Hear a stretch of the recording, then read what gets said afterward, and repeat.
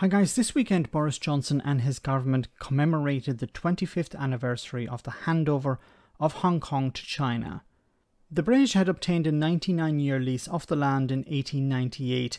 This ended in 1997, which saw Chris Patten, its last governor, hand over the territory to the Chinese.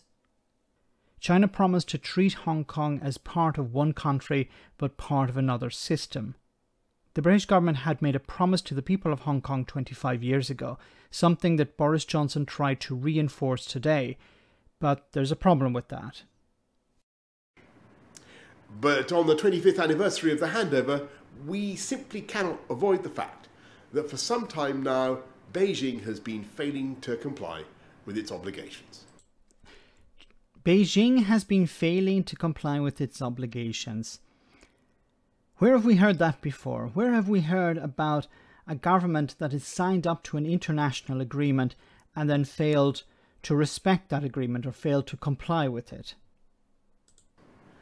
It's a state of affairs that threatens both the rights and freedoms of Hong Kongers and the continued progress and prosperity of their home.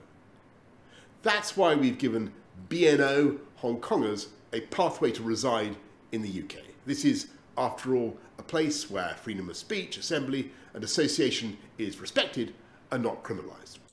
Unless your name is Steve Bray.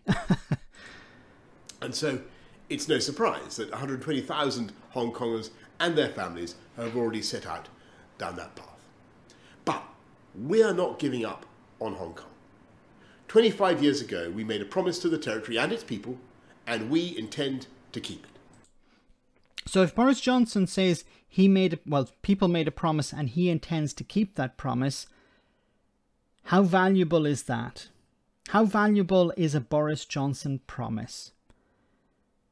Well, the fact that Boris Johnson and his government have undermined the Good Friday Agreement, have undermined the Northern Ireland Protocol, the Northern Ireland Protocol, part of an internationally signed agreement, and they're talking about scrapping it 2.5 years after signing it. Well, this was something that was raised with the former governor of Hong Kong, Chris Patten. This is what he had to say about it. Is there a problem asking China to adhere to international agreements when, on the face of it, the government at the moment is threatening, certainly, to breach an international agreement over the Northern Ireland Protocol? Of course, that makes our position morally less sound than it should be. I don't honestly think the two things are quite comparable, but nevertheless, we would be on stronger ground if we were making it clear that we didn't breach international agreements ourselves, because sooner or later, if and when we do breach international agreements, it will come back and hit us like a boomerang. It'll come back and hit us like a boomerang. I was going to say come back and bite us in the arse, but it's pretty much the same thing. Yes, you can't say to other countries, you need to respect international agreements and not respect them yourself. And this is what the UK government, Boris Johnson, Liz Truss, Lord Frost and all of these others are trying to do.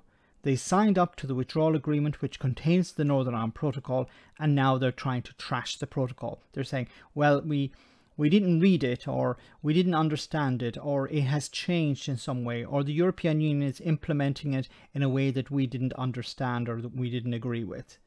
That's the argument. Now, this whole position that Boris Johnson has taken in regards to Northern Ireland has been picked up by, well, the Chinese. This is from the Chinese embassy in Ireland. This is from their Twitter account. It says here, they quote Boris Johnson saying, 25 years ago, we made a promise to the people of Hong Kong. We intend to keep it. And they say, 2 years ago, we made a promise to the Northern Ireland Protocol.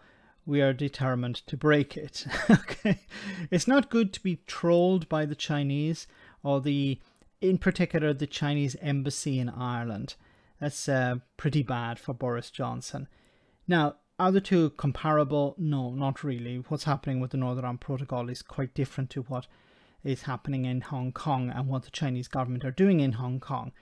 But it has Britain's position has been undermined since Brexit.